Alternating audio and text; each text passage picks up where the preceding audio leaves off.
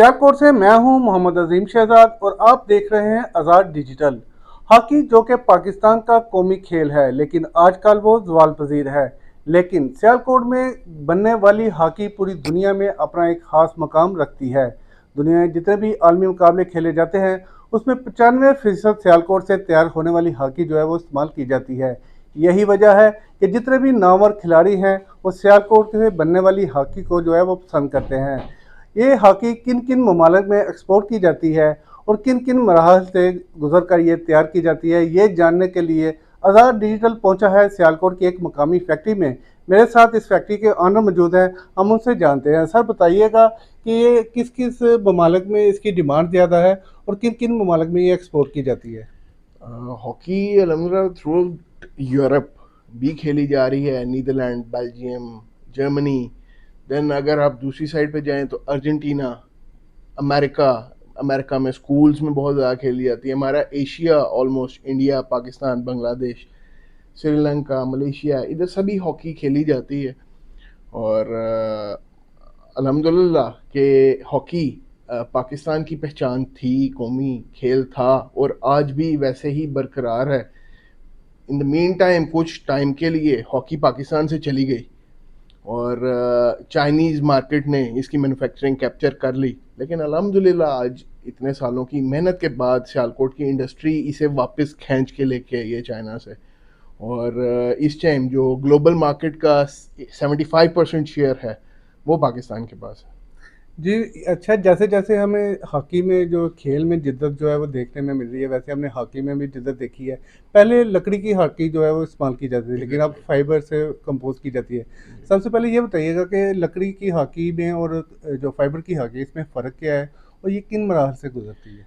Game बहुत change हो गई, बहुत फास्ट हो गई। पहले ये फील्ड्स में थी, आज ये टर्फ पे खेली जा रही है। गेम तेज़ हो गई, उसी तरह से फिर इसका स्ट्रक्चरल चेंजेस भी आते रहे। पहले ये लकड़ी में थी, आज भी ऑल्दो ये लकड़ी में चल रही है साथ साथ, लेकिन ज़्यादा कंपोजिट की तरफ ये मूव कर गई। इसकी ड्यूरेबिलिटी, इसकी रिलायबिलिटी और इसकी प्लेबिलिटी इस चीज़ से बढ़ गई। अच्छा, ये जो लकड़ी की हॉकी और फाइबर की जो हॉकी है इसमें मेन जो फ़र्क है इसमें खेलने में क्या जो है इसमें मिल जाता है खिलाड़ी को। इसकी प्लेबिलिटी में बहुत फ़र्क है। अगर आपको याद हो या आपने पहला हॉकी का कोई प्रोसेस देखा हो, जब लकड़ी की हॉकी बनती थी तो शिकंजे डाल के तो इसके बैंड्स बनाए जाते थे। आज वो सारे बैंड्स हम मोल्डिंग में बनाते हैं, कार्बन फाइबर, ग्लास फाइबर। जो फाइबर्स लेते हैं, एपॉक्सीज को मिक्स करते हैं और उसके बाद जो इसकी मोल्डिंग शेप है वो डिफाइंड होती है जब हम मोल्डिंग से ये हॉकी स्टिक्स बाहर निकालते हैं। अच्छा, इसका थोड़ा-सा हमें तफ़सीली ज़रा प्रोसेस बता दीजिएगा। जो फाइबर की हॉकी है ये इसको बनाने में कि जो जो आपकी लेबर है वो किस-किस डिपार्टमेंट से गुज़र के ये फाइनल तैयार होती है? सबसे पहले तो जी इसकी मोल्डिंग है।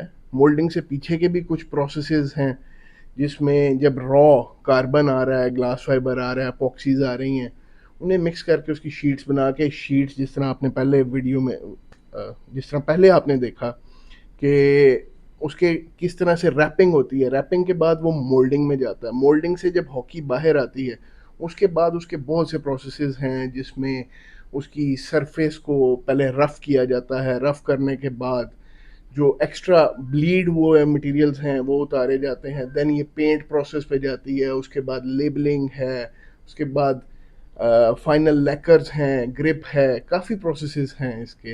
ये ऑलमोस्ट ऑलमोस्ट कोई 28-29 प्रोसेसेस बनते हैं, जिसके बाद हॉकी चेकिंग के बाद रेडी टू डिस्पैच होती है।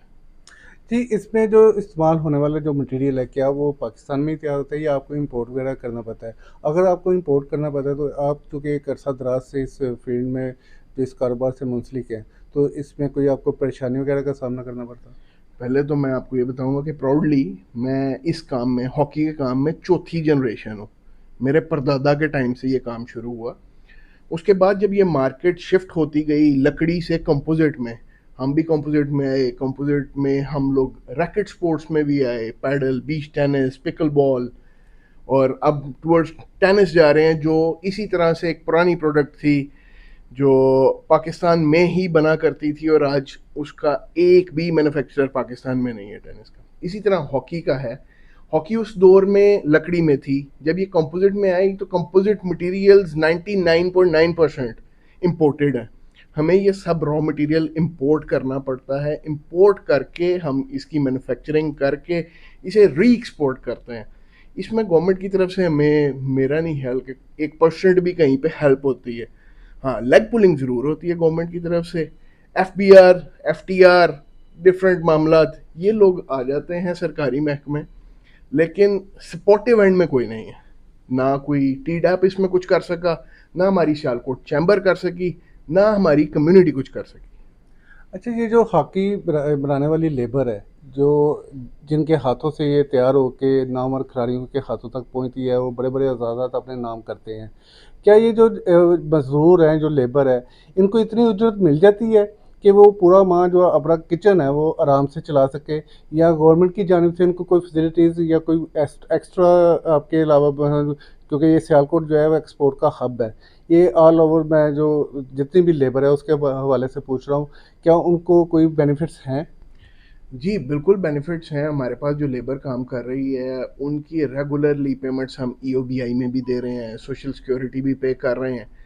लेकिन बाकी तो गवर्नमेंट के इदारों का काम है कि वो कितना डिलीवर कर रहे हैं। बीइंग इंडस्ट्रियलिस्ट, हम लोग तो अपना एंड पूरा पे कर रहे हैं, गवर्नमेंट को पे कर रहे हैं कि जी ये हमारी लेबर है, इनको मेडिकल फैसिलिटीज़ दी जाएँ, ये जब रिटायर हों तो इन्हें ग्रेजुटी बोनसेस, वो भी सब कुछ जो हमारे एंड पे है वो हम कर रहे हैं। गवर्नमेंट के हम जवाबदेह नहीं हैं।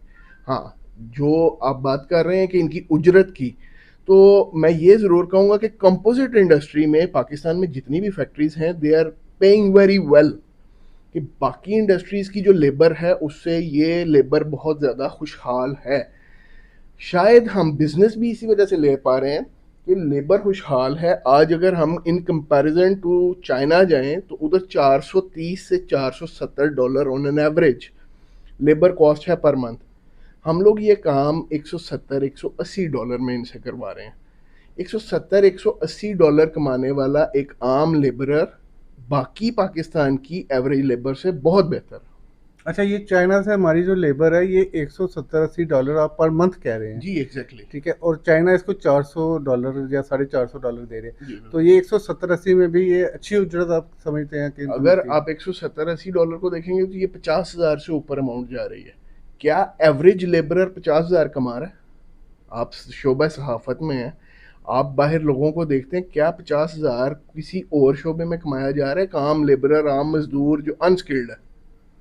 ठीक है। अच्छा, मुझे बताइए कि हॉकी के चूँकि हम बात करें तो हॉकी पाकिस्तान का कौमी खेल समझा जाता था, है, लेकिन ये ज़वाल-पज़ीर है। इसके पीछे आप कुछ मुतहरकात होंगी, तो आप किसको ज़िम्मेदार समझते हैं, या इसको बेहतर करने के लिए आप पाकिस्तान हॉकी फेडरेशन को कोई मशवरा या कोई तजवीज़ देना चाहें?